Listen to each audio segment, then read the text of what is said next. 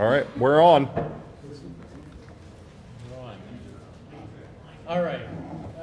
The fly that we're tying today is called the Comparadun. The fly that we're tying today is called the Comparadun, and the credit for this particular pattern goes to two guys named Couchy and Nastasi. Al Couchy and Bob Nastasi. One of them was from Philadelphia, the other one was from Brooklyn, and they each had an interest in fly fishing, but they didn't know anything about it, and one of them ended up going to a fishing camp up in Maine where Ray Bergman used to go, and this would have been back in the late 60s, early 70s, and he wanted to learn fly fishing, so he called ahead, and the guy at the camp there told him what kind of a fly rod to get, what kind of a reel, and what kind of a line, and so he went up there with his wife, and went into the shop, talked to the guy, told him where to go fishing, gave him a bunch of flies to use. So he went out with these flies and couldn't catch a thing all day long. He never caught a fish. And the guy kept telling him, he said, well, fly fishing is very difficult, takes a long time to learn. So that was all he could get from the guy. So he went again the next day, got nothing. And then that night, or somewhere in that time period that they were at this camp, he went out with his wife, and they just watched the bugs on the water, and he caught a few of them. And he took them to the guy at the shop. He said, look, this is what they're eating. Do you have any flies that look like this? So the guy gave him some flies. He went out and he caught fish. Well, that was the big turn on for him. So he started researching mayflies. And through his relationship with the other guy,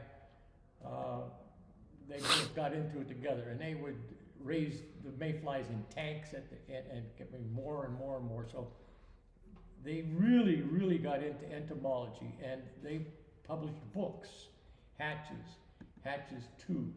And if you're interested in those, they are extremely detailed, and they get into the real fine entomology of identifying the mayflies.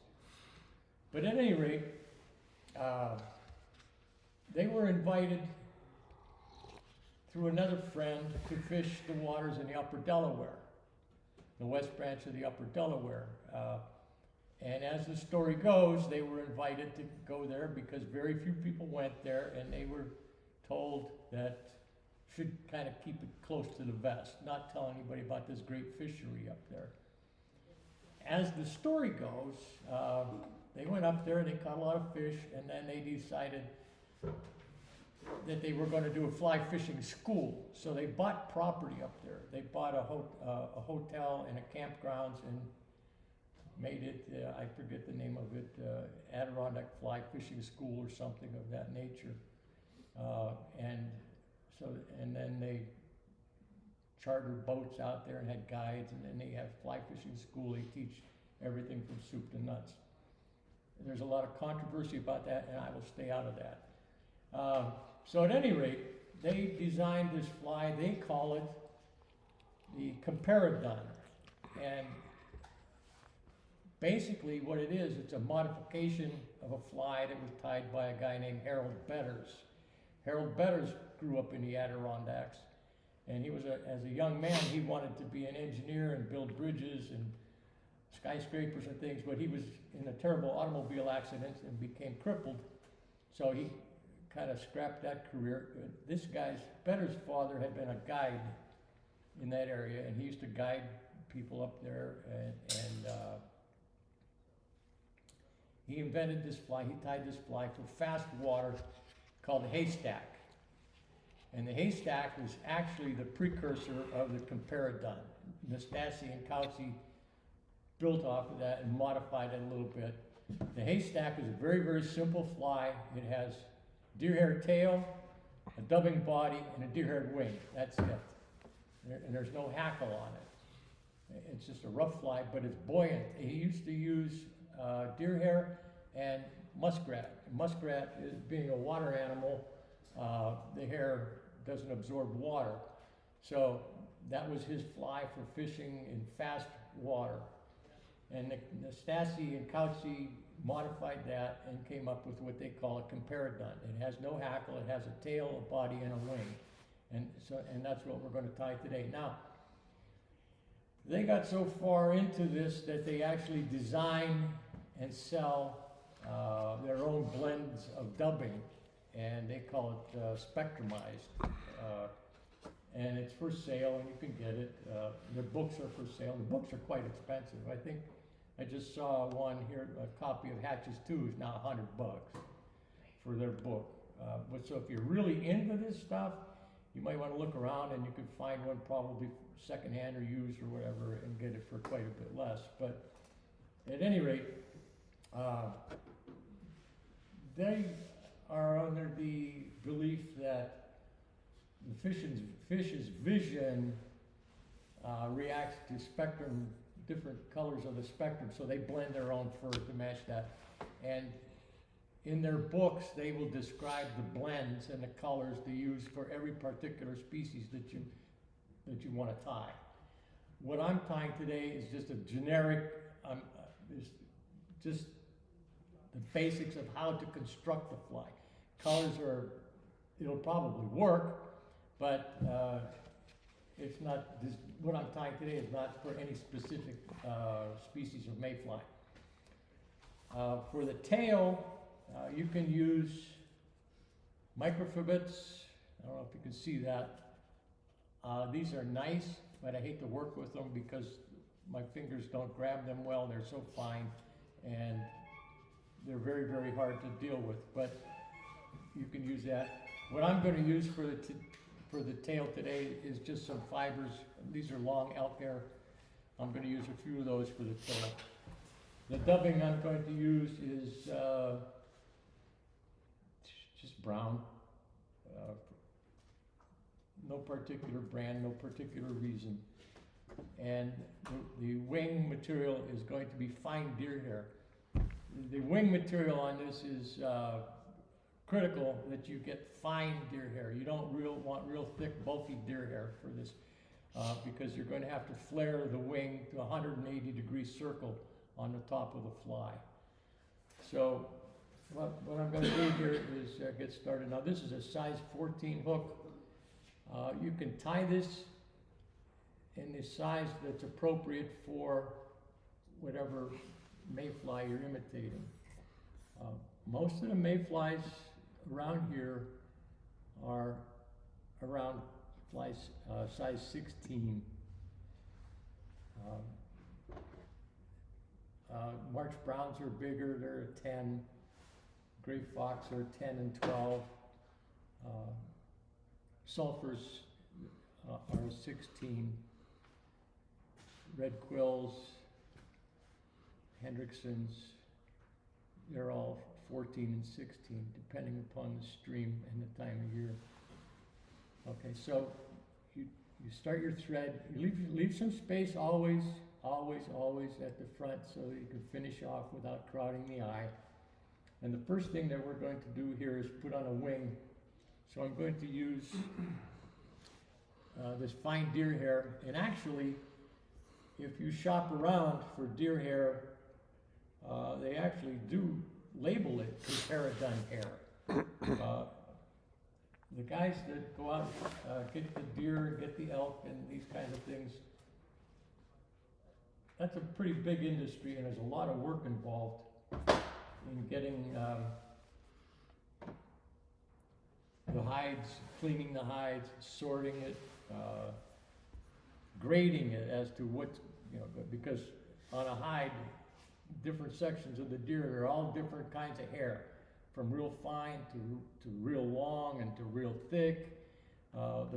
Some of the deer hair on a hide, most of it is hollow at some section of it, and that's by design, by our creator, to help that deer stay warm, because the hollow deer hair acts as an insulator. But at any rate, for the wing though, you want fine hair, so you'll cut off a bunch of the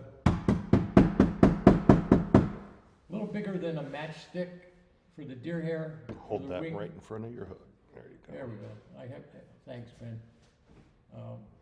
Put it in a stacker, get it out, and then you're gonna have to reverse it. And if your fingers don't work, you can just cut more deer hair. Now, this is, you want to measure that, the length of the shank, and then you bring your anchor point up to where your thread is hanging. And you want to pinch these fibers tight between your fingers. You want to try and keep it on the top of the hook. You take one loose turn, another loose turn, and then pull. And you can see how it flares. Then you anchor that down. And you want to trim. One of the things that I'm using here is I brought my own bobbin. The bobbins that we have here are okay, but over the years I've gotten picky, and I came across a brand of bobbin called the Wright bobbin, and you can adjust the tension on it. And so you want to trim these deer hairs kind of on a slant.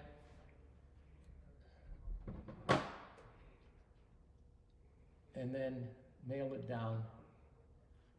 You want to try to keep that deer hair from spinning around the hook. You want to keep it on the top.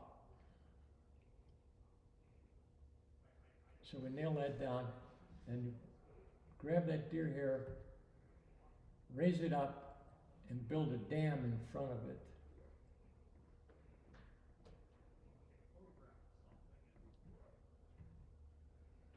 That'll work for the time being, and then we'll adjust it later.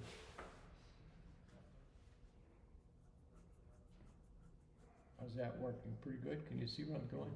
Okay. And you bring your thread around to the back. Now for the tailing material, the pattern calls for microfibets. I'm not going to use them, like I said. I'm going to use just some long elk hair here, a couple fibers, and the whole purpose of this is to teach the technique, and then once you get your technique down, then you can tie any pattern. But learning the techniques for all the different methods and processes is what's critical in tie flying. Once you have your techniques down, you can tie any pattern. All you do is change materials and design. But knowing proportions and anchor points. So I'm going to set this aside, and I'm going to build a little bit of a dubbing ball here, because I'm going to split these tails. So you take a little bit of dubbing, not much at all.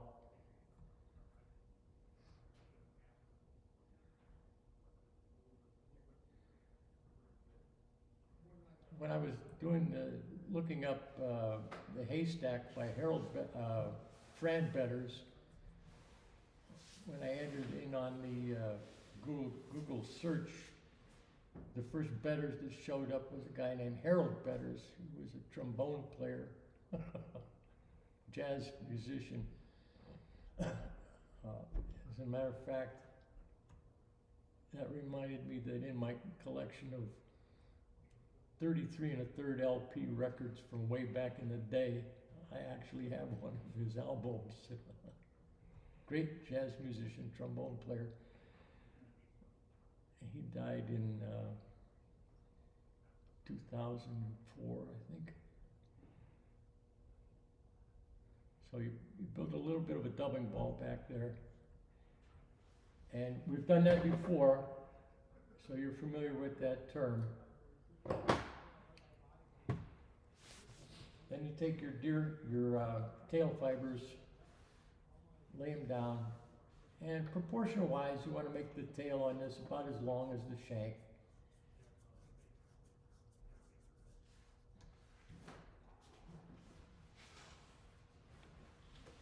And then when you wrap back, you can play with those fibers against that dubbing ball, and that'll flare them out a little bit. And that's what you're looking for, is a little bit of a flare. Because when that fly sits on the surface, you want that tail to be able to anchor the back end of the fly so that it doesn't sink. Now you can tie Comparadun nymphs, and you can tie Comparadun spinners. When you get to the Comparadun spinner, instead of using deer hair as a wing, you take a dry fly hackle and you wrap that hackle around the hook 360 degrees, and then you would trim the top and the bottom and leave the sides, and then that would be the spinner wings that would be laying flat on the surface. So after we get the tail nailed down here, now we're going to put on our dubbing.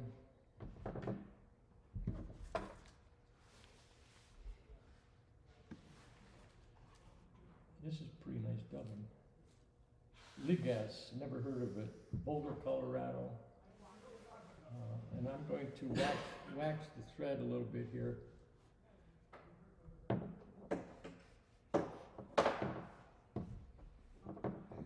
And you make your dubbing noodle. And remember, start small, and you can always add. And if you're going to be fishing, these flies are designed to float, so you want to use a dubbing that will float. Like I said, the original pattern for the haystack used muskrat. And to assist your fly in floating, you want to wrap this body tight to keep the water from getting in.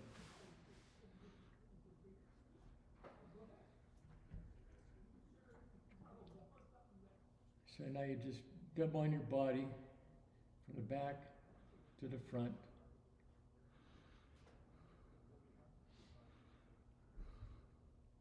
Tighten that up.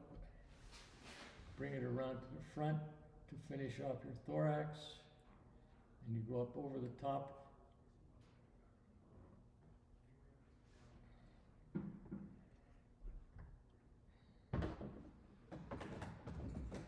And I'm going to half hitch it here.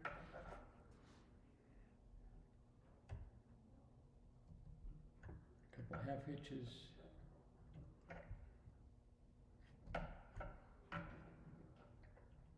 And that's it. It's a very simple fly. The construction for all of your mayflies using a Comparadun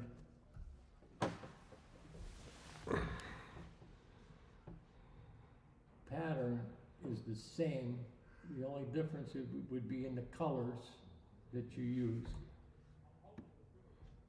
So there's your Comparadun fly. There's no hackle on the bottom. This sits flush in the water, and because it sits flush in the water, you want to make sure that you use